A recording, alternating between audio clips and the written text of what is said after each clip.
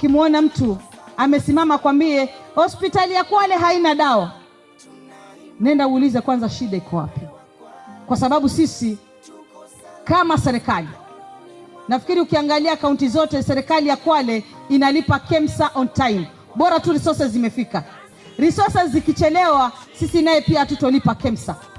Tutashindwa kulipa meds. Dawa zitakosekana kwa hospitali. Wakati mwingine pia tumelipa yale madeni, lakini tukiitisha kwa zile institutions ambazo zinafaa zitupatie madawa ambayo ni KEMSA, unapata nao pia hawana madawa, na hatufai kununua nje. Ukikosa KEMSA uende meds, utapata pia meds, dawa zingine hawana. Watu wakienda hospitali kwa sababu wameshindwa kumpiga Achani, wakisimama ni Achani ameshindwa, hospitali hazina madawa. Tumetoa hospitali 30, zimefika sasa hivi tuko na hospitali 177.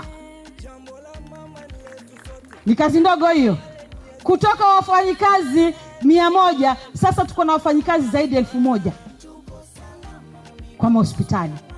Hatujasema tumefika, lakini nchi haijengwi na siku moja. Mwendo ni ule ule. Tukipunguza hapa leo, kesho tunapunguza.